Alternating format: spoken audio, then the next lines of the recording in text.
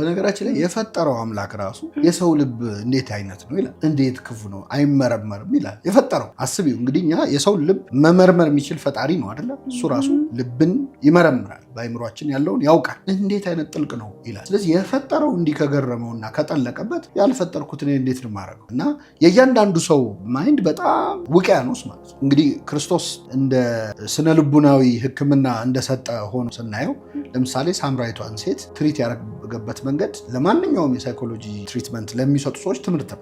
ሀርት ፒፕል ይባላል። የተጎዱ ሰዎች ሰው ይጎዳል። እና ሴት በጣም መገለል የደረሰባት ያልተሳኩ ትዳሮች ያሳለፈች የማህበረሰብ መገለል ያለባት ጥሩ ስሜት ላይ የነበረች አለ። ክርስቶስ መጥቶ በመጀመሪያ ውሃ ጠጭኝ በማለት ነው የጀመረው። እሷን ሊረዳ እንደመጣ ሳይሆን ከእሷ እርዳታ እንደሚፈልጉ ነው ኮንቨርሴሽን። ውሃ ጠጭኝ አላት። አንተ አይሁዳዊ ስትሆን ሳምራዊት ከመሆን ከኔ እንዴት ውሃ ትለምናለህ አለችው። ከዛ በዛ ላይ ደግሞ ጉድጓዱ ጥልቅ ነው፣ መቅጃ የለህም።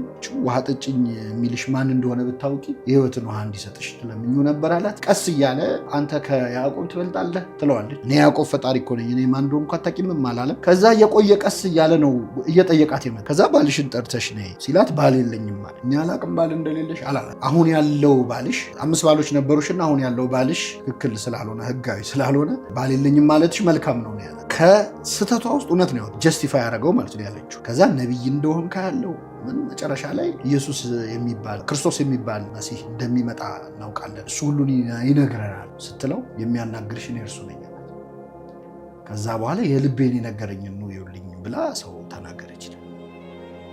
እንግዲህ ከቁጣ ከኢጎ ከስሜት ውጪ ተሆኖ የሰውን ቁስል እንግዲህ የሚነጫነጭ ጸባዩ ጥሩ ያልሆነን ሰው ታግሶ ትሪት ማድረግ እንደሚቻል ነው እያሳየ።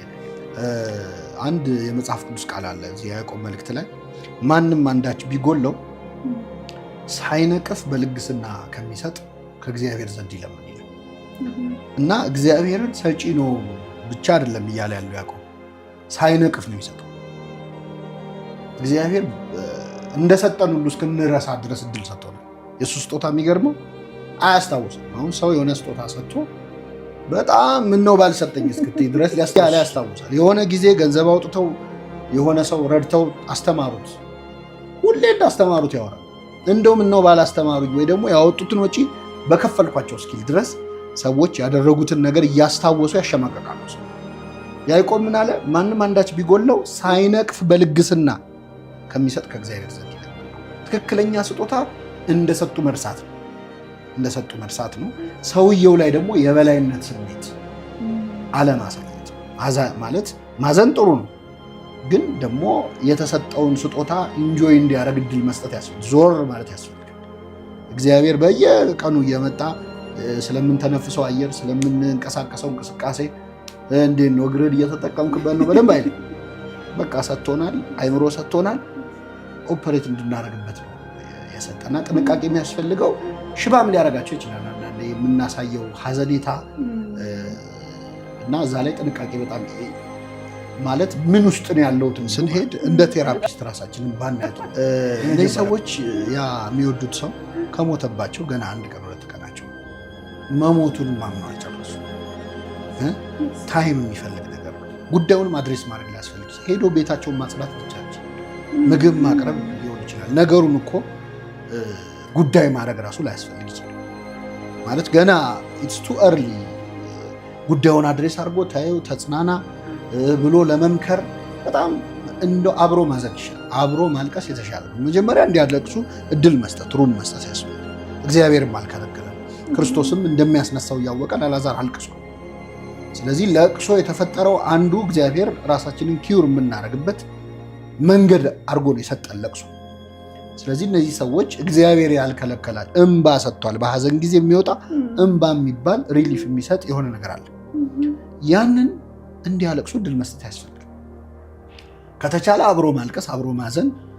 በነገራችን ላይ እንዳዘንሽ ስታዝኝ ሰዎች አብረውሽ ማዘናቸውን ማየት የራሱ ትንሽ ያጽናናል። የኢዮብ ጓደኞች እዚህ ላይ በጣም ጥሩ ምሳሌ ይሆናሉ። ኢዮብ ሁሉ ነገር እንግዲህ 10 ልጆች ሞተውበት ሀብት ንብረቱ ወድሞበት በቁስል ተወርሶ ወድቆ ሲያዩ ይላል እንዳዩት አለቀሱ፣ ማቅ ለብሰው አብረውት አለቀሱ ይላል። ይሄ ቴራፒ ነው። ከዛ በኋላ ያደረጉት ነው እና ራእይ እንግዲህ ዛዋ ራእይ ነቅተሽ የምታየው ማለት ሰው ሳይተኛ ነቅቶ ሰማይ ተከፍቶ የሆነ ነገር ከታየው ወይም መልአክ ተገልጾ ከታየው ምንም አይነት ሪቪሌሽን ከኖረ እሱ ራእይ ይባላል። ህልም ግን ተኝተን የምናየው በእውነት በጣም ህልምን በጣም ለሚያምኑ ሰዎች ብዙም ደስ የማይል ነገር ነው ልል የምችለው። የቤተክርስቲያናችን የመጀመሪያ የአራተኛው መቶ ክፍለ ዘመን ሞናስቲሲዝምን ወይም ምንኩስናን የጀመረው ቅዱስ እንጦንስ የተናገረው አንድ ቃል አለ። ህልምን የሚያምን ሰው የዲያብሎስ መጫወቻ ነው። መጀመሪያ ህልም ከሶስት መንገድ ነው፣ ከሶስት ነገር ነው የሚታየው። አንደኛው ከእግዚአብሔር በቀጥታ እግዚአብሔር የሚያሳየው ህልም አለ። ሁለተኛው ከስራ ብዛት ይታያል ይላል መጽሐፈ መክብብ ላይ። ህልም ከስራ ብዛት ይታያል። ሰው ከዋለበት ውሎ ካደገበት አስተዳደግ ምናልባት እዚህ ላይ ነው እነ ፍሮይድ በሆነ መልኩ ሊገቡ የሚችሉት ያው እነሱ ትንሽ ወደ አንድ ጉዳይ ላይ ብቻ አተኮሩበት እንጂ ማለት ነው። እና ከስራ ብዛት ይታያል ይላል ከሐሞት የሚለው የኛ መጽሐፍ ማለት ነው።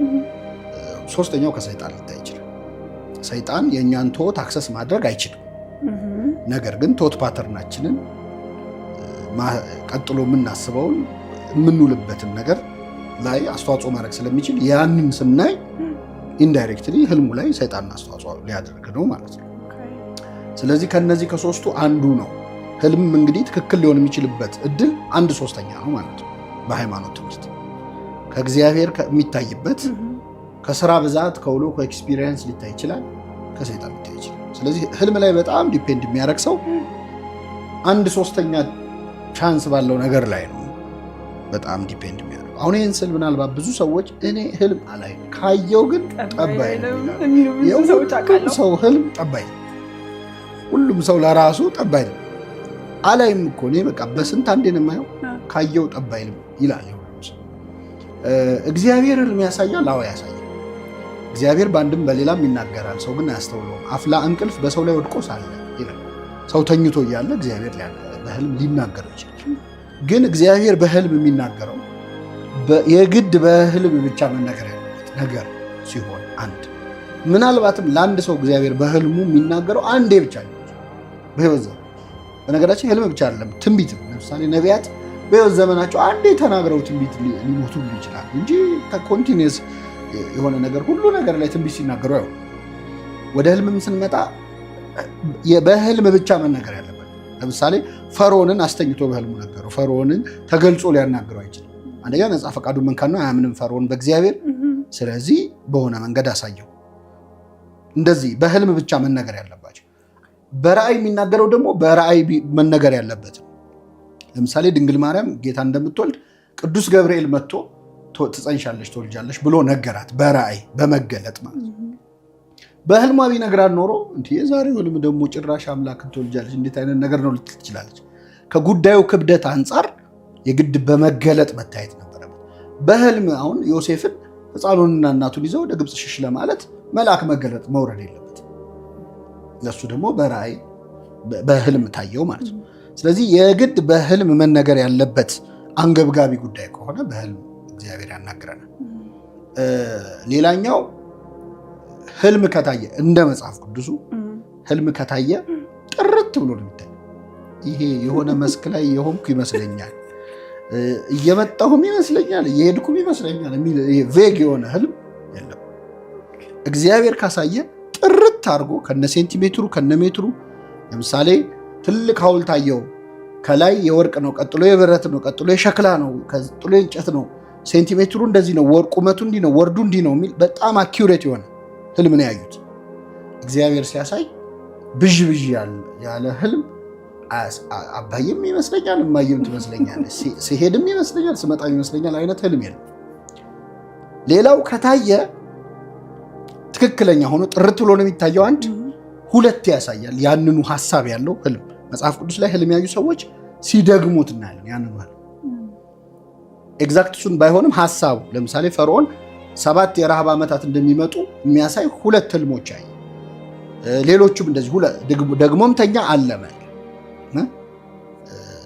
እንደዛ ነው። ከዛ ውጭ ሁሌ የሚያይ ግን ከሆነ ነው በኤፒሶድ የሚታይ ህልም እሱ ፊልም ነው እንጂ ህልም አይደለም። ማለት ስለዚህ በአጠቃላይ ግን ዲስከሬጂንግ ነው የቤተክርስቲያናችን መጽሐፍት ህልም ላይ የሚሰጡን ነገር ጥንቃቄ እንድናደርግ በጣም የሚያውከን የሚደጋገም ህልም ሲሆን ወደ ንስሐ አባቶቻችን እንድንሄድና እንድናማክር ከዛ ከእግዚአብሔር ከሆነ ከእግዚአብሔር ነው ይሉናል።